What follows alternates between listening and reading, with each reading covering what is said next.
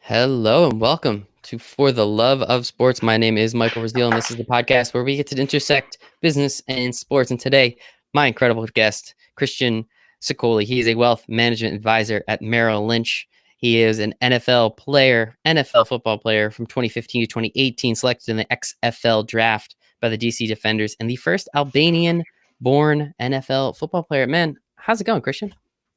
Good. How are you, Michael? And thanks for having me, man. Brother, the pleasure's all mine. We met, where did we meet? We met at the hashtag event Yes, we almost, I did. guess, like right around a year ago now, right? June. I think Yep. that's when it normally was. We met Yeah. there. You're That's very great. hard. You're hard to miss. You're a pretty big dude. You got really long hair.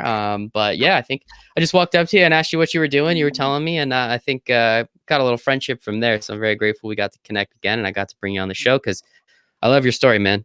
You got some crazy shit going on, so I'm definitely excited to chat about it with you. But Kristjan, the first question I have for everybody on For the Love of Sports is, why do you love sports so much? Well, good question. Why do I love sports? I'll probably start with the feel thing, the physical part of it. I really do, and I feel like there's two ways to look at a lot of things. There's like a physical part to it, and then there's a logical, thoughtful part to it. And life asks you to be logical and reasonable a lot more than I like. So I feel like in sports, you get to really, it's a feel thing. You let go and you're not thinking as much, and you're just you're competing as hard as you can to destroy the guy in front of you or the team in front of you, and it's exciting. And you work with other people to do it, and definitely the feel thing. It's a big feel thing for me, and just being in that zone, being away from everything and in the game. Yeah. Yeah, man, I'm not gonna lie. I do not know what that's like. I've never played football. I've never played in the NFL, and I mean, as you can see, I'm not the biggest dude in the world. So that physical aspect of it might not be the same for me. But you bring up competition, which I think is really important too. And I mean, it's innate in human beings, right? I had a conversation earlier today with an Olympic hopeful, and that's what she was saying. It's the thirst for competition. It's going up against each other. It's built into our DNA, and obviously football, the gridiron, the Coliseum kind of stuff that's what it's built on, right? And I mean, obviously with that, like, football is not actually, you tell me, is football native to Albania? Is there any news about it? Did you know about the sport before you even got No, over here? no, it's not. Sports is native for sure in competition. Of We love course. soccer, and you know, my dad, they grew up and lived off the land, so they didn't have organized sports, but they would play soccer with, some ball that they wrapped up. I don't even know what they did. I forget what they told me they did, but you get the idea. And they would wrestle, and so competition is innately a part of us. And you say you never played sports, honestly, but I would describe that feeling I never thing. played football. I played JV baseball. I played So JV you know that. baseball. I But don't even have no. to. I was gonna say it's like when you're on a podcast and things are really rolling, you're having a great conversation, and you're not even thinking about how you're doing it. It's just happening. Anything. I think that feel can come from a lot of whatever you do. But yeah, so yeah, you played base. So when you hit that ball and it's just mindless. I was not Exactly. very good at baseball, and that's why I made it to JV, but that's the highest level. But no, I know what you mean, and I think it's so true. Like, kind of it's not even it's the reaction, right? It's the innate, Yeah. just kind of, as you said, you kind of almost like turn your brain off. It's muscle Yep. memory at that point. It's just Yeah. understanding. It's the hours and hours of practice to understand exactly what you need to do when you need to do it in that split second, which I think is really important. And again, you don't make it to the NFL without being able to do that. But as you said, sports have been ingrained. So when, tell me, if you don't mind getting into the story. I mean, obviously, so as I said before, you're the first NFL player drafted, at least, if I'm not mistaken, to play in the NFL that was born in Albania, correct? That is correct as far as I know. Yep. Yep. Yes. No, it is. Yeah. Yeah. Yeah, yeah, yeah. Yeah, it is. It is. It definitely is. You're good. The internet, that's what the internet told me. I just wanted to double check with you. Yep. So Yep. You're right. You're right. maybe you need to double check with the internet as well. But no, I kid. So what? Tell me. I mean, what the reason to leave Albania, come to the United States? What was it? Was there political stuff going on? Was it just land of the free, home of the brave kind of stuff? Where and why was the reason that you left Albania? You and your family left when you did. I think it was a little bit of both for my parents when they made that decision. And my dad came first, and he definitely wasn't feeling as safe as he would have liked to over there. I think there was a lot of political unrest in 1997. The banks were broken over there, and it was just complete, kind of chaos in the streets. And not that I really remember it because I Yeah. was 5 years old at the time, 6 years old. So I have some memories of it, but they really lived through it. And from what they tell me, and from my older cousins tell me, it was a hard time to be in Albania, and it was rough. So political unrest, safety, and then obviously it definitely was the pursuit of the American dream, and they knew that they had an idea that if they made it to America, their they could be better rewarded themselves and their kids for their hard work. And we were grateful that it worked out for us. We really are, honestly. My dad came in '97, my mom in '99, and then me and my brother in 2000. And my dad came. He had it tough, and he had to apply for paperwork here and go through years of lawyers and all that. But me and my brother had it pretty good. We came here, and we didn't get our citizenship till years after, but we were legal from the moment we came here. So that was really nice for us. Yeah. Comfort. Yeah. It's definitely a very I'll be honest, I don't really understand the process that well, and we don't have to get too deep into it, but we know it's difficult. It's not the easiest thing, as you said, with your father. I mean, I know my grandparents did it. Obviously, it was back in I don't know, like the 60s or something, so it was a little different back then. But what was I know you said you don't really remember too much about it, but I'm sure you do have memories of your father leaving, then your mom leaving. What was that like to be, I mean, again, kind of without your parents, the only thing you've ever known, you're 8, 9 years old at this point. Yeah. What does that do to a kid? I mean, I've never really known anybody to be in that type of situation. Yeah, I'm still figuring it out how it affects you.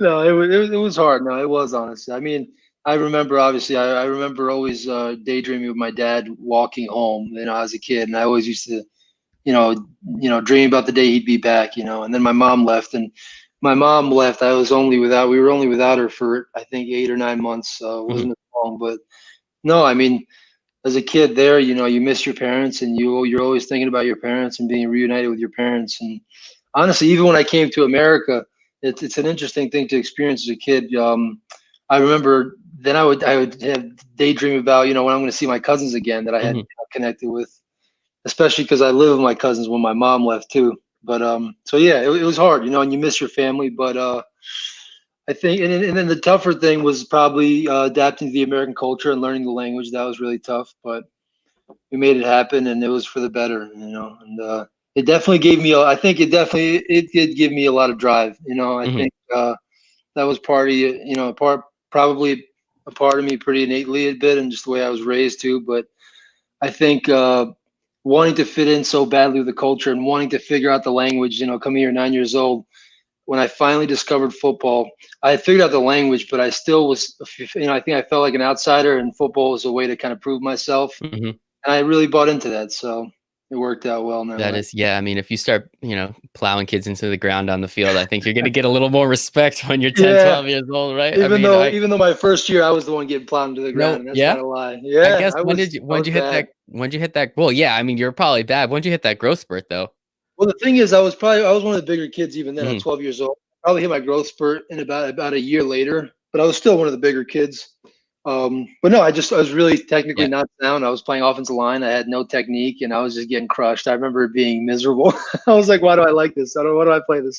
That's funny. That's funny. I mean, I hope they then switch you to defensive line where you can start crushing other people. That probably is a little bit well, next year, what actually happened is the next year I started playing tight end, and it just started to work out for me. I got a little taller. I think I was moving a little better. I was getting used to, getting the hang of the sport, and it just worked. I obviously the technique was coming along, and slowly but surely, and I had great mentors around me. I really did. Starting in 8th grade, when Coach Carter would come to me, and he was the high school coach, but he saw the potential, and he would come to me and he would say to stick with it. And he'd always call me Moose. So he'd say, "Keep fighting, Moose. You're gonna be good. You're gonna be all right." And that means a lot to you. A high school varsity coach saying something like that to you, an 8th grader, you're like, "Wow, I'm truly gonna be special." I love it, dude. And you are, man. You are. You're thanks, literally one of the first and only, to our knowledge at least, and the internet's knowledge, which I'll take that knowledge. Right. Only Albanian born player ever drafted in the NFL. I think it is incredible, dude. So you're very, very special. And I think, for now, hopefully you inspire some others, man. I think that would be great. Absolutely. There's some actually that are in college right now that I'm waiting for them to join in. Hell yeah, man. That is awesome. Yeah. So, I mean, kind of derailing the conversation, do you speak with a lot of people in that regard, especially people from Albania that are interested in the sport, that kind of have looked up to you in some capacity? I tried to, I've connected with some guys on the internet through Instagram and stuff, and even if it's guys that are, used to play Division III football and they have it up on their Instagram or are playing now, I think it's always neat to connect with other Albanians because I know I relate to their story. I'm sure Mhm. that their parents also were against playing football, which usually happens to be the case. And, I know they were outsiders like me playing football, as Albanian first generation here because, yeah, I mean, we come here and it's not necessarily pushed on us to play sports at all because, we're coming from a struggle and from a grind. And the mentality is you're either working for your family or you're really focusing so intensely on school that you're not even thinking about sports so you can reward your family Mhm. for bringing you here, kind of is that whole mentality, which is understandable. So Yeah. it's cool. Yeah, it's cool to see other, and I think that'll be awesome. I can't wait for another Albanian to make the NFL and hopefully have a better career than me because mine was a little short. I don't know, man. You spent a few years in the NFL. I think it's I had impressive, a and we'll get I there. had a We'll get couple there. Hey, cups of man, you were coffee. you were on my Giants for a second, so I Yeah. appreciate that. I should get one of your jerseys. That's what I should do. Ooh, that'd be Ooh, sweet. Oh, I think I might there have to you do go. that. I'll go find one online. But so as we were saying before, so you start getting into football. It's kind of almost your way into American culture to where to ingratiate yourself to the other school kids, and start to build some relationships, some friendships. How long did it take? You said it took about a year for you to start figuring it out. How long did it take you until, you actually were like, wait a second, like I'm actually pretty good at this. I'm not just some big guy that can push people around. Like there is, the skills are developing, the technique is coming. Like how long did it take before that really started to, I guess, click?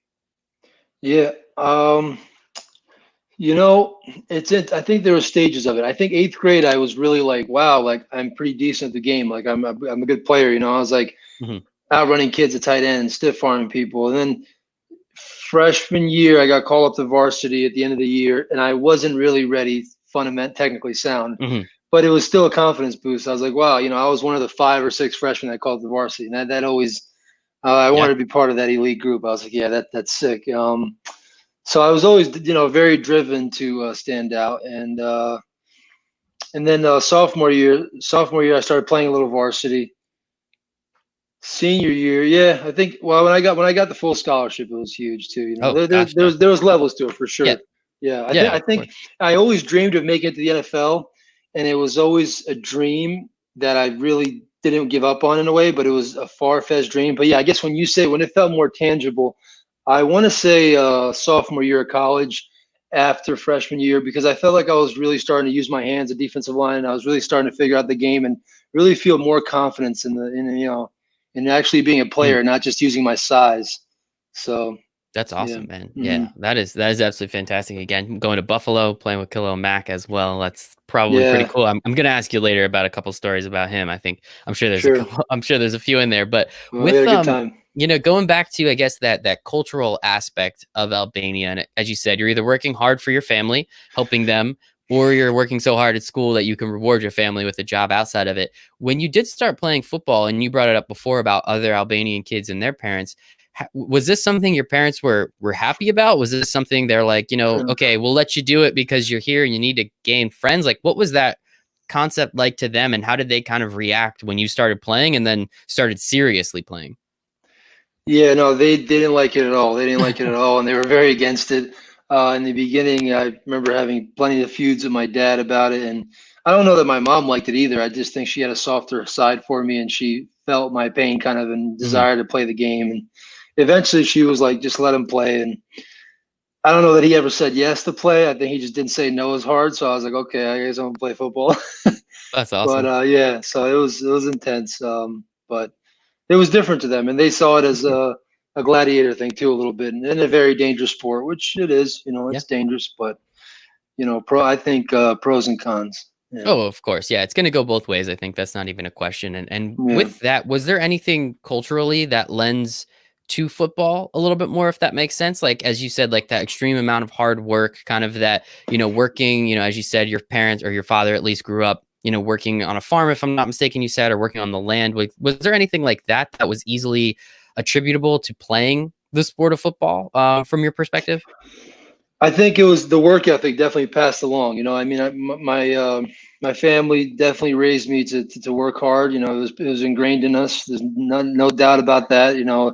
if when I went back to Albania to visit, and from the stories I hear from my dad and my older cousins and my mother too, and her side of the family, my uncles, we were hard workers and we were people that went through a lot of struggle. So I did gain courage from that, obviously, and I honestly, I was very proud to be able to bring that work ethic to America, the big stage, so to speak, because I feel like a lot of people in my past, both my mom and my dad's side, obviously same country, they didn't get to really reap the fruits of their labor as much Hmm. because they're in a communist system. So it was kind of like you did what the system needed you to do. You didn't get to show your true ability in what you wanted to show it in. So I did. I felt a lot of pride to get a chance to do that in America and in the relatively free system we live in.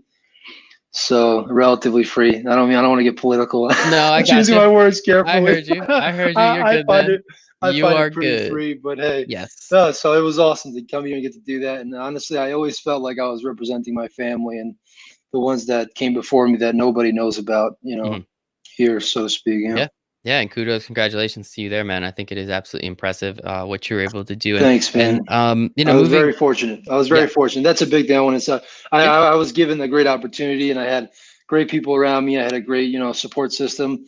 I had a good, structure at home. I had a good family at home. So those are things that I want to put out there too. I was fortunate in that sense for sure. absolutely. You were very, and I appreciate. I'm grateful that you're grateful. I wish more people were grateful. It's a funny thing Thanks, how man. that works, but No, I think yeah, it's yeah. very important to understand, like, hey, like you did a lot of work, but you can still be thankful for the whole situation. Oh, for We're sure. all dealt a hand of cards, just how you play them. Exactly. I think it's very 50-50. And that's obvious. You can spin that wheel all around and argue Hmm. all day. But, as far as nurture and nature and, or, what you do and what you're given, I don't, yeah, it's a lot of what you're given to, so Absolutely. they're both important, both Yeah, sides. Yeah. absolutely, Hmm. man. And I'm Yeah. grateful that you took advantage of the situation. So going back to high school, as you said, that Coach Carter, if I'm not mistaken, as you said, came down when you were in eighth grade. He's like, buddy, you're gonna be good. Don't worry. We got you. And Yeah. just a couple positions you played in high school. I have defensive end, left tackle, tight end, punter, and place kicker.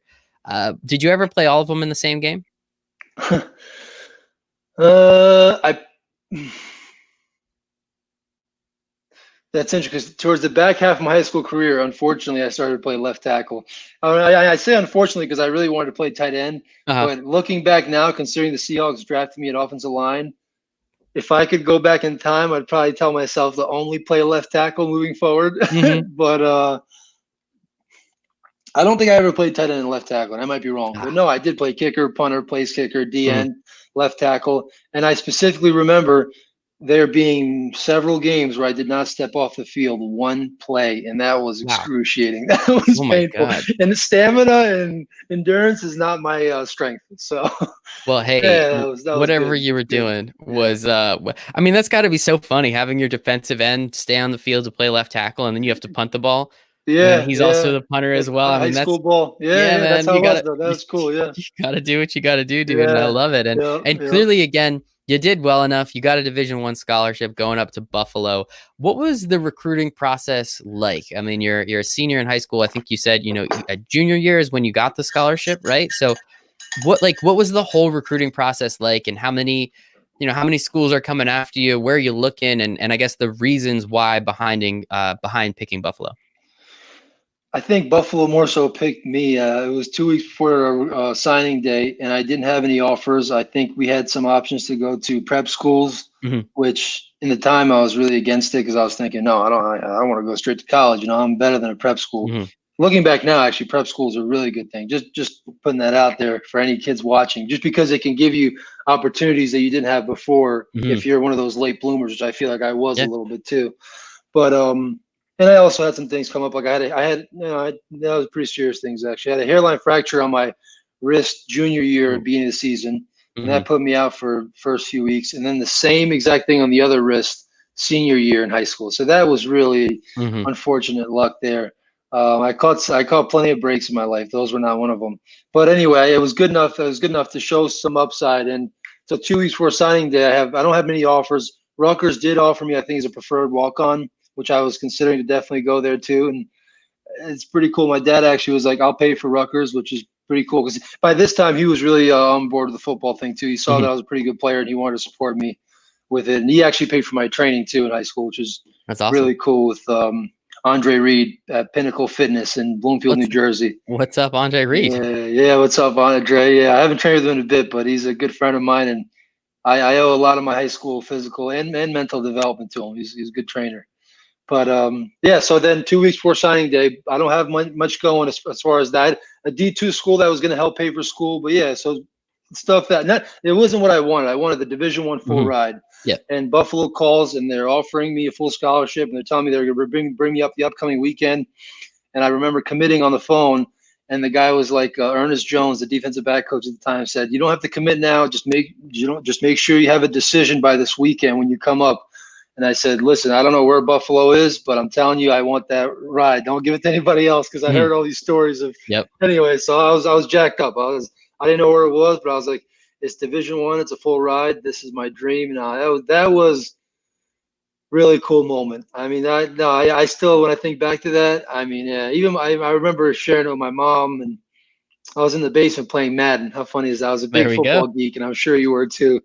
But anyway, yeah, I was always a big football geek growing up, and it's pretty funny that I was playing Madden when that happened. But yeah, I went upstairs and I told my mom. My mom was like, "I literally can't believe it." She's like, "I don't know. Are you sure?" Like, yeah, they wanted me to do well. To them it was it was naturally a far-fetched thing. I mean, they came from communism in Albania, so to tell them that someone's going to give me a full ride to play a sport here, it almost sounds silly. But yeah, anyway, so you get the point there. But yeah, it was exciting. And then that weekend, it's funny the way it worked out. It's the weekend after I actually almost got offered by Notre Dame. So it was the same staff that left Cincinnati, and half of them went to Buffalo, half of them went to Notre Dame. Yep. Yeah, you remember that. You're a good Kelly, fan. Yeah, Brian Kelly. So Brian Kelly's people, they hadn't got their offers, and they said, "We have 2 people coming up to visit. If at least one doesn't commit this weekend, you'll have the offer Monday." And it was Bob Diaco, the D coordinator, that was recruiting me there. He was the one talking to my coach. He's an interesting guy, Bob Diaco. Dude, the civil conflict. Let's go. I love it. Yeah. Oh my goodness. It was intense. And I felt bad because I was like, I love Buffalo. I literally already gave him my word. And then, but come on now. Let's be honest. It's Notre Dame. Notre Dame offers you, of course you're going to Notre Dame. That's not even a question. Monday comes along and we call them, me and my head coach, Coach Carter, we call them up and they tell Coach Carter, they say, one of the guys committed, the other guy is not sure yet. We'll know more by Wednesday. You could do as you please because honestly, we can't promise you anything just because the way things have shaken down. And I think Wednesday or Thursday was signing day. And that's where I told Coach, I was like, "Coach, let's not risk it at all with any news getting out because I don't want to lose that Buffalo offer. We're going to Buffalo, close this case up and never look back from there." But and actually it's just crazy, man. It's a small world because one of the guys that hadn't committed yet, that wasn't sure. This is my buddy Max, by the way, Preston Canario Mastiff for all the dog lovers. He's a big dude. He is. He's $130. He's 3 years old. Oh man. Anyway, so I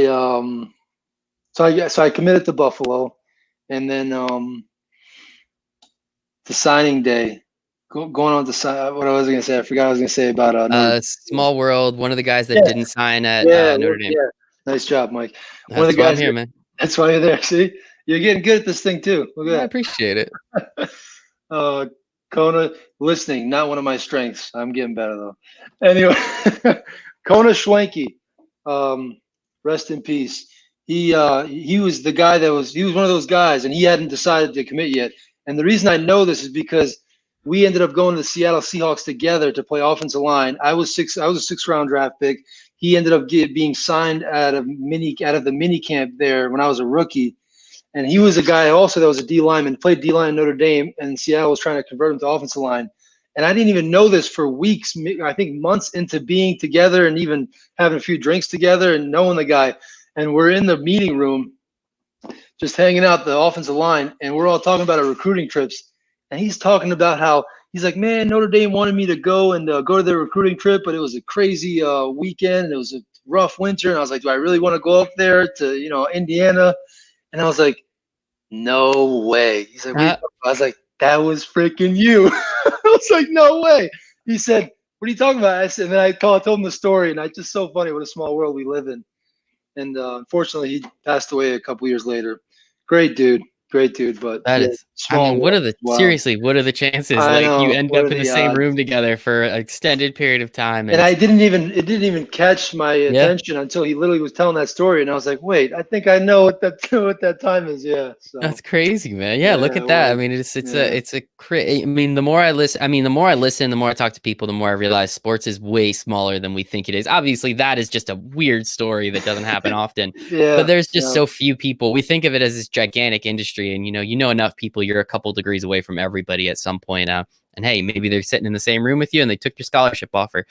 So Yep. as you said, R.I.P. to him. Of course, I'm sure. As Yeah. you said, great dude. But it's just crazy how those kind of stories work out. I mean, I don't believe in coincidence. Let me just say that I do not believe in coincidence. There, I think it was Yeah. supposed to happen that way. And so, I don't know, your man. It's your wild. time at Buffalo, as you said, you got recruited there. You said yes without even knowing where it is or what's going on or how it's going. So you go up there, probably a little colder than you expected, I'm sure. But what was it like playing there? I have written down here you went to a couple different bowls, the Idaho Potato Bowl as well as the Medal of Honor Bowl.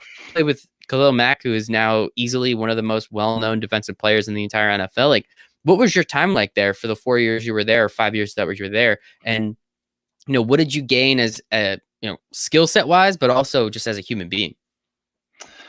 Man, I could spend a lot of time on that question. Good Well, question. you have Yeah. until 7 o'clock, so we got like There another you like go. 40 minutes. So you talk as long as you want, man. No, I got you. I'll try and get to the point. People like when you get to the point a little bit too. But no, it's like Coach Pissarro, Mike Pissarro, offensive coordinator at Bloomfield High School. When I was playing football at Bloomfield, I think now he's a basketball coach, varsity at Verona High School. Um, Great coach, good friend. He said to me, when you go to college, he said it's the hardest you're ever going to work, and it's the most fun you're ever going to have.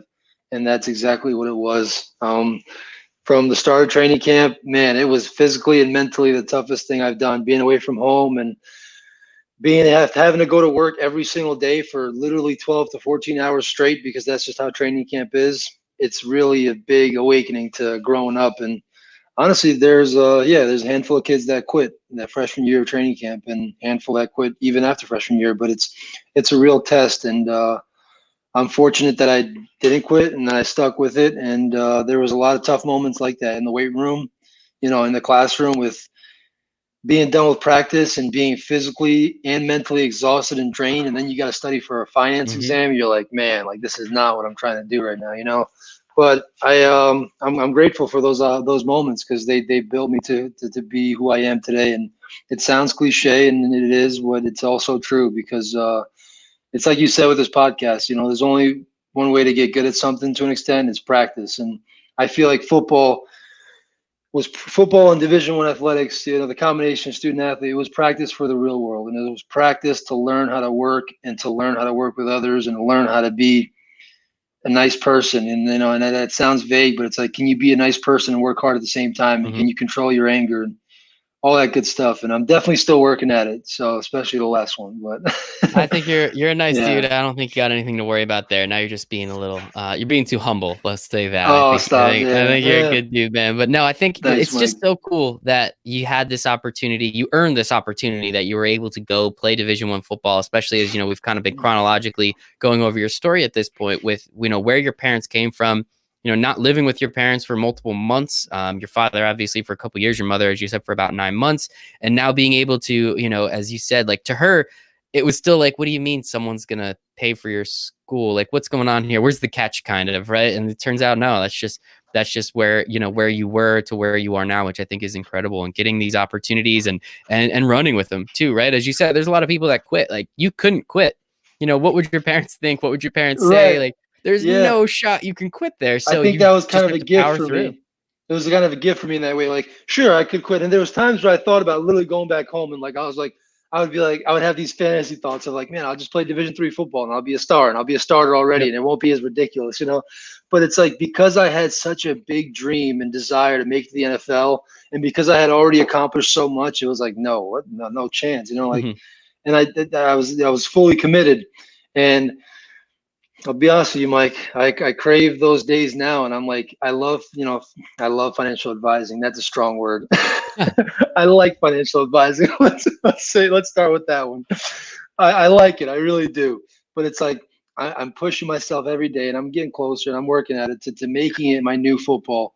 But it's not easy because Mhm. the desire and love for the game, man, that was intense. And now it's just like, it's like I'm craving to have that desire and love for what I do now, and it's a process. I'm gonna be completely blunt with you. I mean, I don't know that I'll never probably have it. That's just some people say, oh, well, you just transfer to the next thing, and maybe that works for them. But come on, like Yeah. I was playing football at the highest level. That's Mhm. exciting. Managing money, it is exciting. Following the markets and dealing with different people's emotions in the markets Mhm. and different problems. No, that's genuinely exciting too. I love it. It's fun, but it's not the same as football. No. It's not the same as 70,000 people going crazy and you're freaking going into the next drive Right. and you're free. Oh man, I don't love it. I could just keep going on how intense that moment is. I Whereas love it, dude. financial advising, I can go for about 10 seconds. No, I think you So gave me a solid 45 there, so I do appreciate that. And yeah, I yeah, as you heard, and I'm sure a couple of listeners out there have heard as well, I did financial advising for a little while, and I yeah. hated every second of There it. you So I go. appreciate there's people like you to help others in this world. I understand the positives that come from it and the good things that do come from it for those people. Loved my old company, loved all the people that were there. It's incredible. There's a lot of good people in finance. But yeah, it's not quite the same. Not as much contact as you were talking about before. I'm sure Yeah, you're really not bodying any of these clients up too often, that's right. especially now. But also, yeah, I mean, it would be weird if it's just you in your office and 70,000 people cheering you on as you're, in the middle of this meeting and, the whole place is going crazy. That's I mean, right. that would be very That's right. uncomfortable for the clients as well, I think. So it's very, very good that that you do what you do there. And so I do want to touch upon a couple things. So we already talked about Khalil Mack a little bit, being you were playing defensive line, correct? Yes. Were you Nose tackle to be exact, nose actually. It was tackle? at a position, but that's where they needed me. And I Hmm. had the strength and the size, kind of. I wasn't as thick as you want a nose tackle to be, Hmm. but I was, as Jeff Quinn would like to say, long and strong at the middle position and feisty. So I made it happen. The I love it. zero And nose. Yeah. what was it like playing next to Khalil Mack and knowing like when he started to gain some national attention? He was like he was a second round pick. Then all of a sudden he was a first round pick, and then I was like, holy crap, this is like easily one of the best guys in the draft. How cool Yeah. was it for you and the rest of the team to see this attention be put on a player at a school that normally doesn't get too much national attention, and understanding now a little bit of that spotlight's going to be on you. If they're looking at the defensive line constantly, you're usually there too, right? So Yes. what was that dynamic like? No, and honestly, he probably helped me and a lot of other guys more than we thought. And my D-line coach, Jappy Oliver, would say this a lot my junior year. He'd say, all these NFL scouts, I know you guys think highly of yourself, but I know they're watching. They're like, they'll come over here and take some notes, but the reason they're here is 46. Mm-hmm.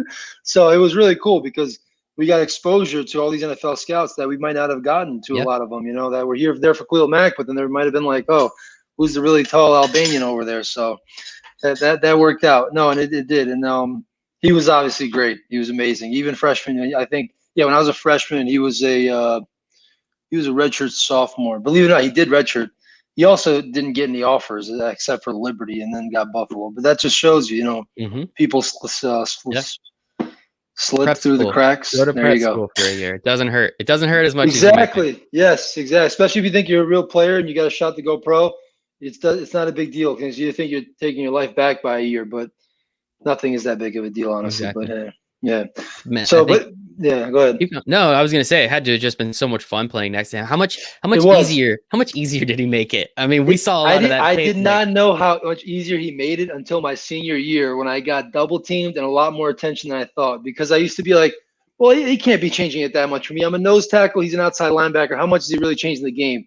But that really showed me how much the game is connected because the simple play, even outside zone, for example, the guard is not gonna help as much because he's going to the next level because he can't help as much because the tackle can't be Mhm. there as much because he's going to help with Khalil Mack, for example. It's all connected. And I got more one-on-one matchups and I got less double team feels. Whereas senior year without Khalil Mack, I was feeling a lot more double teams than I was Mhm. before, honestly. And then I think the whole line can say that, and a guy like that helps you a lot. He really does. Yeah, I mean, think about that on the the Buffalo level. No shots at Buffalo, of course. It's incredible what he did, but now think about it, on the NFL I level, know, and now and he does the like same thing at what the it's NFL. still the same thing, right? Yes, Like everyone yeah, around him, all the people on the when he was on the Raiders, now on the Bears, and like all the crap that you yep. hear and see, like how much he really changes the defense, especially like how freaking good he is now. I can only imagine like men amongst Yeah. boys back then, and that And must have been so cool. one thing I remember that stands out now, actually, I remember now. I remember talking to him when I was a senior, and he was in the NFL already, and he said, "Get ready, so these NFL guys ain't much."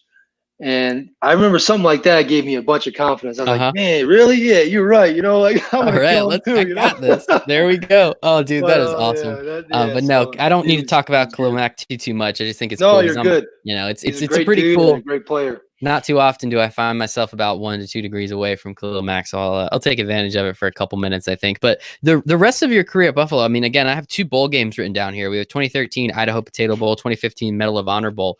What was it like?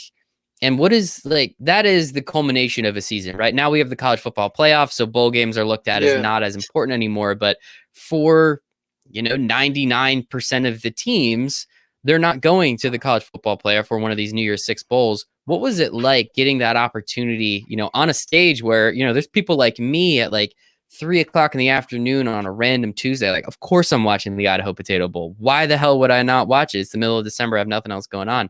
What was it like knowing you kind of got a little extra spotlight during that time of year? It was really exciting, man. The Idaho Potato Bowl was cool. We obviously we worked for that moment since my freshman year, and we always wanted to go to the MAC championship, which we did not get a chance to do. And obviously, we always wanted to go bowling. Like we wanted to go to a bowl game. I watched a bunch of my friends from high school do it. I watched, other peers do it, and it just seemed awesome. The whole experience, the whole week before the bowl game and all that, and all the cool stuff they got to do. So it was really exciting, and it was our championship, and it was a lot of Mm-hmm. build up to it. Unfortunately, we didn't get to win that game or didn't get the outcome we wanted. We got beat pretty bad by San Diego State. I hate to say it. Shout out Mm-hmm. to Terry Poole, who I got drafted with in Seattle, who loves to talk crap about that game because he played offensive line against me. Small Oh world no. again. So, yes. So he was a tackle and I was a nose because otherwise he wouldn't want to talk about it as much. But Yeah, we didn't really exactly. go against each other. That's But yeah, awesome. no. So they got the best of us in that game. But it was an exciting week. It was really cool to get to see Idaho and spend a week out there. It was awesome to play in that game, Boise State Stadium. And the Medal of Honor Bowl, that was actually an all-star game. It's really easy Okay. to confuse, I know, but it was think of like the Senior Bowl Mm-hmm. NFLPA. Okay. That was, I think, the third, fourth tier game, and I barely got into that one, honestly. And kind of like the NFL thing, the college thing, in the way I kind of slipped through. And I wasn't one of the big guys coming out of college because I didn't have the stats, and I Mm-hmm. didn't have the film as well. I mean, I think I showed a lot of good things on film, but the people had to project me a lot because they're like, this guy's playing zero nose. He's Mm-hmm. doing a decent job at it. He shows explosion. He shows strength. I'll tell you the other stuff too. He shows a little tightness in the hips. We're not sure if he can change All direction. right. All right. Appreciate the honesty. We're not Appreciate the sure. We're honesty. not sure how much of stiffness is going to get in the way of being a football player in the NFL. So then there's so those are the pros and cons, and they had to project how could I play at 5 technique because my Mm-hmm. body, my frame was clearly a 3-4 5 technique body, and so yeah, and I didn't have the stats, at zero nose to really get out there. So I didn't get offered to play at those big games, the Senior Bowl, the NFLPA. I got to go to the Medal of Honor game. I did really well in that week of practice. I remember doing really well in practice. I remember in the game I had to play 3 technique, which is still not the position I Mm-hmm. was probably Yeah. projected at, but it was closer to that. You seem to know your ball a little bit. A little bit. So yeah, I got more one-on-one looks with the guard. So you can compare that to how I would play as a 5 technique at tackle better than you can compare a 0 going head up against the center.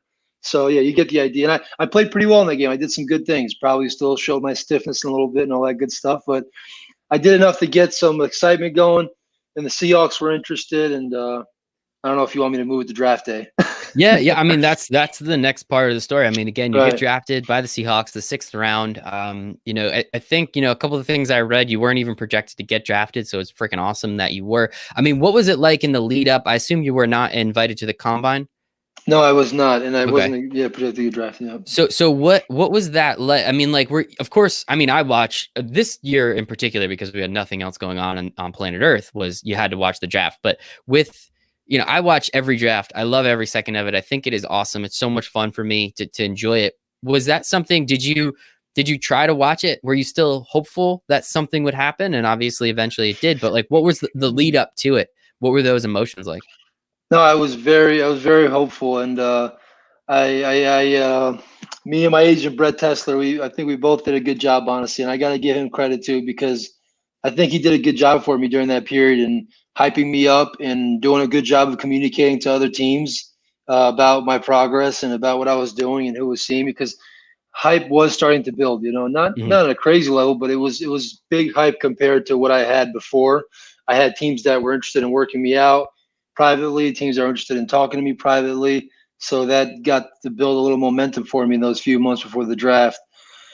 And then in pro day, at my pro day, I killed it there. Honestly, I ran a 4.840 at Wow. 290 pounds, which Yeah, is dude, there you good. go. But I was running 4.6s in training consistently, so it was actually a bad day for me in that Mhm. respect.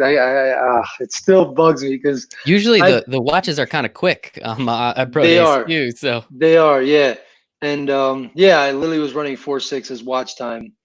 And then I ran a 4.8 watch time at my pro day. So I don't know. It just bugs me because it I happens. obviously I had a great pro day. My pro day definitely helped my case, but I'm like, man, why didn't I run that 4.6? Like that would have been really impressive.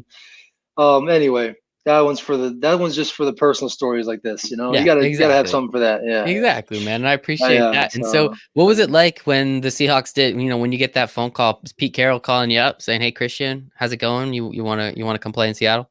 Yeah, that's basically what it was. I was I had hopes that I would get drafted in the seventh round, but definitely was not sure of it.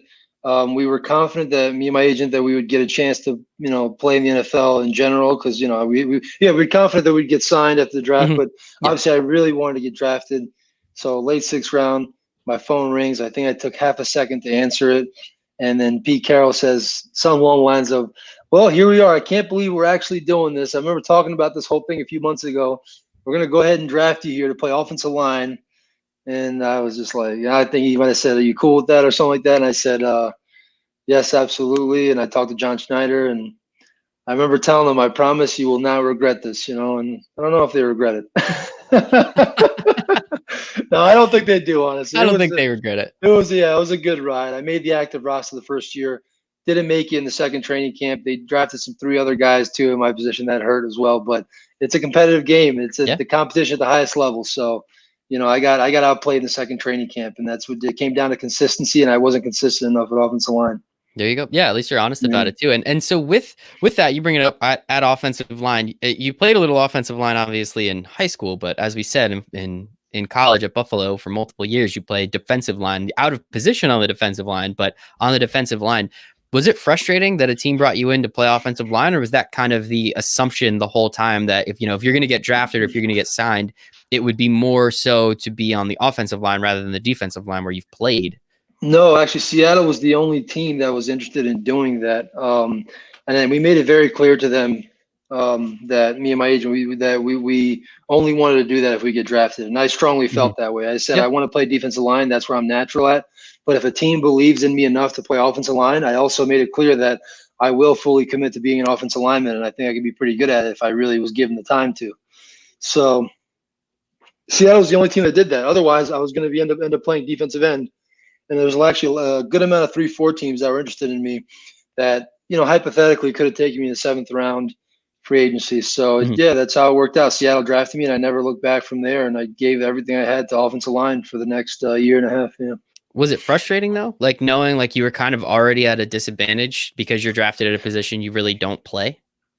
It was frustrating at times, and there was times honestly where I wanted to play D line. I was like, man, like why? I know I can make it on the other side. Like this is so uncomfortable and not like me, and I'm naturally attacking kind of person. Mhm. But I think those were wrong thoughts to be had. I think I was being given an awesome opportunity at a offensive line. I had committed to that opportunity, and then looking back, I don't think that helped me back that much because it's not like I was constantly thinking that. But time to Yeah. time, it would cross my mind. I'd say, man, I could really come off the edge and really bull rush and Mhm. tackle, and all that good stuff. But no, those were not productive thoughts. And as much as it was frustrating to not get drafted from my natural position, I also was very blessed to have that opportunity to be drafted and have a team really invest time into me and understand that it's going to take time to develop. Mhm. I don't think that I got as much of I was that gonna say they didn't really give you all that much in the time, but second year. Not in the sense of I should have made the team because I wasn't being consistent enough, but no, I don't think I got as much reps and focus in training camp. But I mean, I'm not salty about that. I'm really yeah. not. I think it's just the nature of the beast. I mean, there's a lot of other guys. There's 3 other guys that are also rookies at one time, and Russell Okung, left tackle, he's pretty important too, and he wants Hmm. coaching. So Yeah. I think it's just tough, man. That's Yeah. how it is. How it It goes. is. It's definitely crazy. It's definitely difficult. But again, I agree with you. You shouldn't, spend too much time on those negative, non-productive thoughts, as you put it. Obviously, it's just Yeah. very weird from my perspective. What never playing, but obviously watching a lot of football and just kind of, if I was in that position, yeah, of course, hell, dude, you got drafted. Take advantage of it. Do whatever the heck you have to do. But Yeah. it's just so confusing to me, understanding like that not only just from the team's perspective, they would take a chance on a guy who's never played the position in the 6th round, which is just kind of weird. I mean, kudos to you for getting there, but that part's weird. And then, never really putting you in the best position to succeed and then eventually just having to cut you is just such a weird concept to me. It is. Yeah, and honestly, there's a little more. It wasn't that. I hear what you're saying, and it's true. They also did it with Jarrah Sweezy in the 7th round, and he ended up working out better. I mean, he Sure. was Yeah. successful. I mean, did he have a rough rookie year? He told me himself, yes, he did, and the different circumstances. I also know that he was thrown into the fire a lot more. Like he told me his first year, he's like, you should be lucky that you're not thrown into the fire like I was, because I didn't know what I was doing, and guys went down, and honestly, it kind of also helped him though, because I feel like the reps could have Yeah, really been exactly. for me too. So it's tough, man. And I think, I mean, yeah, they had good intentions, obviously. Yeah. I don't think it was mission impossible. I think it was very attainable. Hindsight 2020, but looking back now, I think to myself, maybe I should have stayed at the Seahawks and stayed in the practice squad at offensive line. Maybe I would have figured it out. But it's Hey, hindsight is man. 2020. It's Exactly. because I went to the Colts and I played D line. I had a great season on the practice squad as they activated me to the active roster in the last 2 weeks of that year. So my decision looked great then. And then a new GM comes in. He doesn't like my play style as much. He cuts me at June, the worst time to get cut. And then the only job I have available was offensive line back in the Saints to tell that whole story. So yeah, and then off of the training camp goes okay there. They want me to play O-line, but I'm like, they want me to play O-line in the practice squad, but I'm kind of telling them like, I'm clearly more natural and better fit to be a D lineman.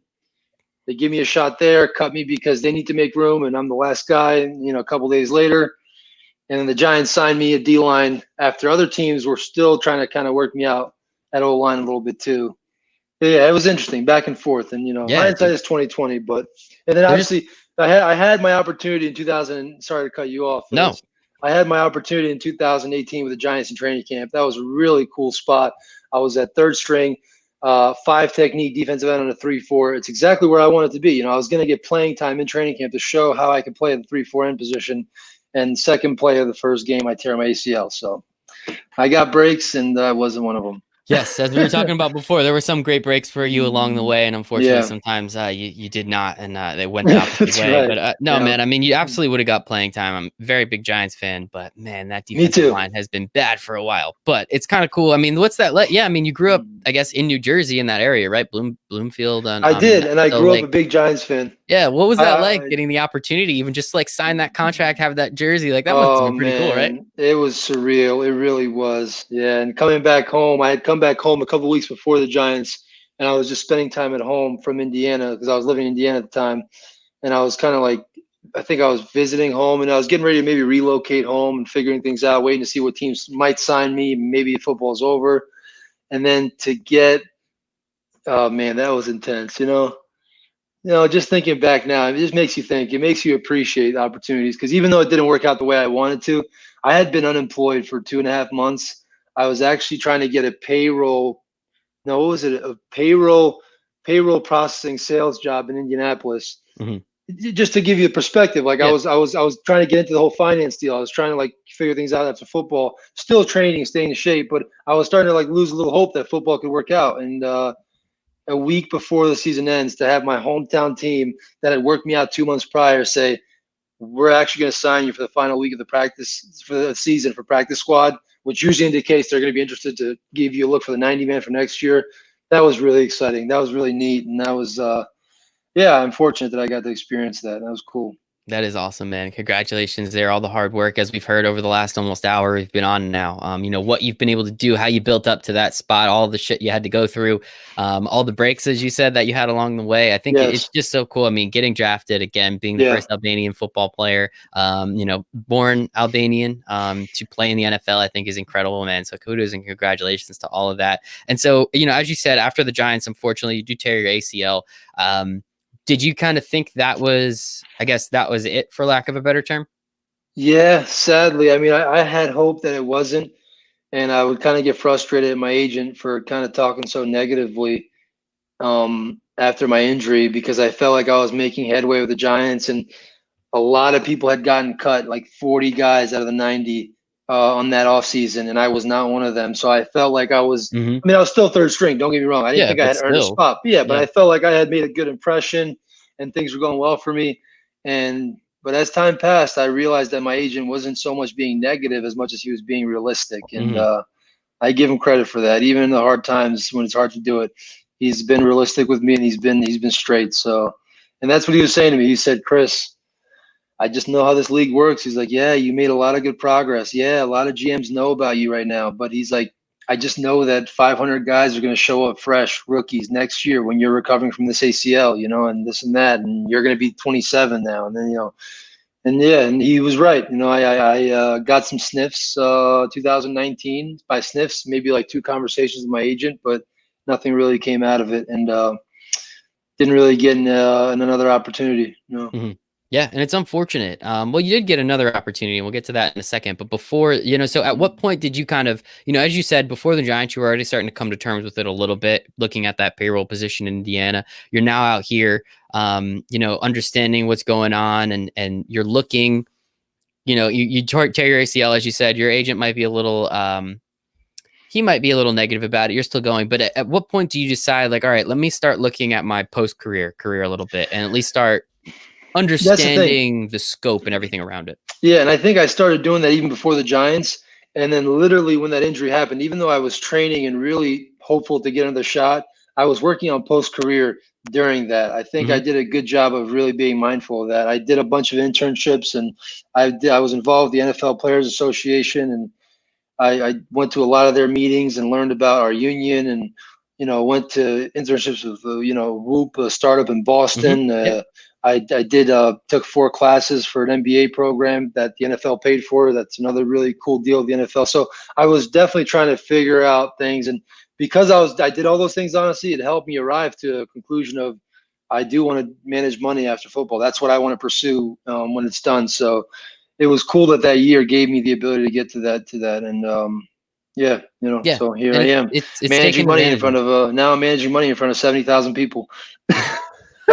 It's not that big yet, man. I'm not that big. Maybe give me a couple of years. It's, I'll saw Joe Rogan pulled in 100 million. Like, I'll just take hell yeah, an let's easy go. mill. I'll let you manage it. You can come on again. Hopefully, we have 100,000 people watching next time. I think we That's got. right, but don't say that because your boy Jim's gonna get mad at you, and he's my boy too. So Don't worry. Jim's gonna be just fine. If I'm making that much money, Jim's gonna be just fine. I'm okay, not all worried right. about. So maybe I can I'm get not. just let me get some of the actively managed money. Exactly. You can have the endorsement money. You'll have the contract money. We'll be good, Okay, man. We'll be good. nice. No, but no, man. I think it's awesome that you at least were able to, even though it was like kind of a down position, you didn't, as we were talking about before with quarantine. I've been able to do a boatload of interviews during it, but so many people could have easily just been like, oh, I just want to do a couple and see what happens. You were able to look at this time as, what could have been a pretty dark, like kind of crappy, a shitty situation, and It you were was. able to take it. Of course, but you were at least Yes, able yes, to yes. kind of come through it and understand, like, all right, even though this sucks, I still have to do something, and I still have to look at the other side and understand, like, Yeah, if this is the end, I need to do something. If you just sat there and did nothing and only rehabbed, I'm sure your knee would have felt great, but you wouldn't have gained yeah. anything personally or prospectively. So, after you're really not getting any sniffs, when did you start to, I guess, pursue that career full time, understanding like, all right, this is, maybe there's some sniffs, but I understand if you want to get into finance, you have to get into finance. Yeah, March of 2019, or I think it was late February, the Giants notified me that they will not be keeping me and retaining Mm-hmm. my contract. And that's when I actively started meeting, as many people as I could in finance. And I Shout out to Sokol, who will probably never watch this, but maybe, you never know. He's in investment banking in New York City, and he's an Albanian. And he said, you know what, Kristjan? Just send this to him. He'll watch it if I you send it will. to I him. will. Exactly. Good point. I will. There you go, Mike. Nice plug. And he said to me, he said, I don't think you're fit for investment banking. Because I kind of went to him like, listen, man, I want an opportunity in finance. I want to work with people. I like working with others. I'm a social guy, but I'm a hardworking guy too. Investment banking sounds like an exciting, intense, hardcore job. That's kind of how I went at him. And he said, I talked to you. This is not for you. He's like, honestly, I see you more on the managing money side and the client relations side. He's like, what I'm going to do for you. And he's an Albanian himself. He's got a very neat story himself, actually, of how he came here and got to the position he's in now. He said, I'm going to connect you with every Albanian I know who has finance ties or is in finance or just a successful Albanians that I know in the New York City area. And he literally connected me with about 16, 17 people, I think, which this is pretty cool too. I got in touch with 14, 15 of them. It just shows the Albanian community's willingness to help and be open. And then a few of those connections led to other connections, and I still keep a lot of those guys in my network, and it's cool. I really appreciate him for doing that, and I appreciate the other guys that I connected with for being willing to help and kind of give me their thoughts and their help in that. And yeah, so a few months went on, and I was actively seeking a job in wealth management. I was intense now, just like football. I looked up the top 10 wealth management companies in New Jersey, and I emailed every single one of them, and I told them I was a big time NFL player and all that good stuff, and looking to be a financial advisor. And I did that with New York City, and I did that with Indiana. I would just email random, lists of companies, and it's funny how things work out. And then look at that, man. Things are weird. So I was at hashtag sports, and on the third day there, a buddy of mine who does he's a stand-up comedian, Gerard Haran. He does stand-up comedy. I was having coffee with him in between one of the hashtag sports meetings in Manhattan over there, and I told him what I'm trying to do. He said, wealth management, geez, man. He's like, come on, you got to come do comedy. I said, listen, it's exciting. I know I'm a funny guy, but you've seen me try to do stand-up. I try to do stand-up. Listen, I have good humor in the moment, but stand-up, I don't know. Anyway, so he says, all right, you want to do wealth management? Best friend of mine from high school, his dad is at Merrill Lynch. Why don't you just connect with him, see what they say? I end up, long story short, connecting with him. I call his dad, Jim Spinarkle, who is a commentator for the Brooklyn Nets. Played in the NBA for a little bit, I think. He's a color analyst. I think he's a color analyst, Brooklyn Nets. He's also a wealth manager, a very successful one at Merrill Lynch. So he passes my name to the recruiting manager there. They have me interviewed, and a couple interviews later, I get the job offer in August of 2019. So that was cool. Yeah. Congratulations, man. Very well deserved. Obviously, the hard work, the connections, everything that you need to do. But maybe football isn't over for you. So I know, as you said, you got a phone call while you were actively a wealth manager, right? Or while after you accepted the job, you got the phone call that said, hey, the XFL is coming around. We're looking for some people to play. Would you like to try out? So what was that like? Like, you kind of putting football to rest and being like, okay, this is done. Like, I'm moving on. I'm good. And then getting that call and someone's just trying to rope you back in. Like, how, like, that is such a weird dynamic. Like, what did you do? And I mean, you went and tried out, but what the hell was that like? I had a huge itch to play again after the opportunity was there to go play. I really was loving my job at Merrill Lynch, but it was one of those things where I was like, football is not going to be there forever. Maybe I give it one more shot. I can come back to this. And it was really cool because shout out to Bruce, my boss at Bruce Milstein at Merrill Lynch Paramus office. A lot of shout outs here. No, but really, he was very supportive of it. And obviously he was not happy about it because he's paying me to work. He's paying me to do nothing. And it's a study and to get my securities licenses. And now here I am saying, well, I got one of my licenses, but I'm going to bounce basically. And maybe I'll come back in a month or in 10 years after my NFL career revitalized or whatever. So that's kind of what I told him. That I was very frank with him. I said, I'm really sorry. This is the truth of it. And I was like, I don't know how long it's going to last. It could last the training camp. It could last maybe I get an NFL shot. I said, but I know that I want to come back here when it's over if you're okay with it. And he was really supportive of it. I really appreciated that. But Bruce did tell me, he said, when I asked for the opportunity after I didn't make it in the XFL and training camp and I asked to go back to Merrill Lynch, he didn't give me a yes automatically. he waited a couple weeks and he said, "Listen, man," he's like, "There's no third time here. You can't leave and come back Yeah, again after yeah, this." yeah. And I said, "No, I got you, man." So I'm back at Merrill Lynch for good. Good for you. Congratulations, man. I love it. I think your story is fantastic. I think it's great. You're helping people now. Your story, as you said, you're reaching out to other people from Albania. You're connecting with them. You're helping some of those young kids now too, which I think is great. And Kristjan, man, this was awesome. I feel like we could go on for a little while longer, but I think this is a perfect place to stop. And I'm excited. Maybe the next time I have you on is to talk about what you do and how you help athletes manage their money. Maybe that's the next conversation we do have. But man, I think we covered it all today. Thank you so much. That'd be awesome. Thank you, Michael. And I look forward to following for the love of sports. I appreciate that. Kristjan Sokoli, wealth manager at Merrill Lynch, NFL player from 2015, 2018. Appreciate your time, man. Thanks a lot, Mike. Thank you guys for watching. I appreciate it. For the love of sports.